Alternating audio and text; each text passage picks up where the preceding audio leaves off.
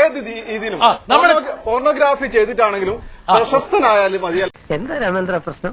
അതുകൊണ്ട് തന്നെ സന്തോഷ് പണ്ഡിറ്റ് എന്ന മനുഷ്യൻ ഇപ്പോൾ കാണിക്കുന്നത് ഇദ്ദേഹത്തിന്റെ സിനിമകൾ ടെക്സ്റ്റൈൽ എടുത്താൽ ഇപ്പോൾ ഇദ്ദേഹം കാണിക്കുന്നത് ഒരു കാരണവശാലും നമുക്ക് അംഗീകരിക്കാൻ പറ്റും. നീയാണല്ലോ കോടതി ഓടാമയില് ഞാൻ പറയുന്നു, ഞാൻ സിനിമയെ ജനകീയമാക്കി 5 ലക്ഷത്തിന് ചെയ്യാം. ഇതാണ് ഇവരുടെയൊക്കെ ചോദ്യം. ഇവരുടെയൊക്കെ അവസ്ഥയെ ഡിക്ഷണറി ഭാഷയിൽ ഇതിന് അസൂയ എന്ന് പറയും, സാഹിത്യ ഭാഷയിൽ കണ്ടുകടി എന്ന് പറയും, പച്ച മലയാളത്തിൽ ചൊറിച്ചൽ എന്ന് പറയും.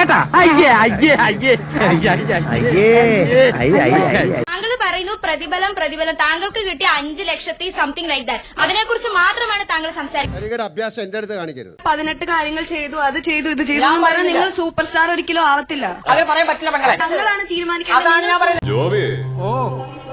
ഗാലറി നമുക്ക് എതിരാണല്ലോടാവേ.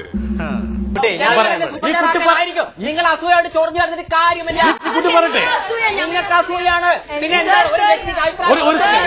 അഭിനന്ദിച്ചില്ലെങ്കിലും അപമാനിക്കരുത് സാർ. സാർ പറയുന്നു സാറിന് ഫാൻസ് ഉണ്ട്, സിനിമകൾ കാണുന്ന ആൾക്കാർക്കൊക്കെ സാറിന്റെ സിനിമ കണ്ടിട്ടുള്ള ആൾക്കാരൊക്കെ സാറിന്റെ ഫാൻസ് ആണെന്നാ പറയുന്നത്. അതെ സാർ ഇങ്ങനെ കിടന്ന് ഇതിനെന്താ പറയാ? സാർ ഇങ്ങനെ കിടന്ന് ഇങ്ങനെ സാർ ഇത് പബ്ലിക് പ്ലേസ്.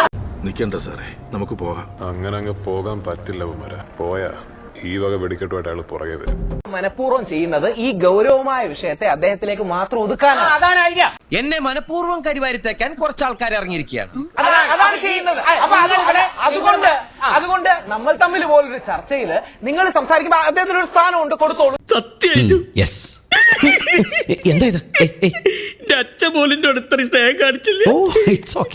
എന്റെ സിനിമയും ഇദ്ദേഹത്തിനെ കണ്ടിട്ടില്ല, അപ്പം കാണണമെന്ന് ആഗ്രഹം ഇല്ല. നീ കണ്ടില്ലെങ്കിൽ അതെനിക്ക് പുല്ല. അഭിമാനം വിറ്റ് തിന്നുന്നവനല്ല, അടുത്ത വണ്ടിക്ക് തന്നെ തിരിച്ചു പോകണമെന്ന് കരുതിയതാ. ഇദ്ദേഹത്തെ അടിക്കണം. എന്താ പറഞ്ഞത്? എന്തുണ്ടാക്കുന്ന ആരടിക്കുന്ന? അല്ല, ഞാൻ പറയട്ടെ, ഞാൻ എന്റെ വീട് വിറ്റിട്ടോ സിനിമ എടുത്ത്, നിങ്ങളെ പല ആരാന്റെ പൈസകളെടുത്ത് എന്റെ സിനിമ അറിയാമോ? ചോദിച്ചു മേടിച്ചതാ സാറേ.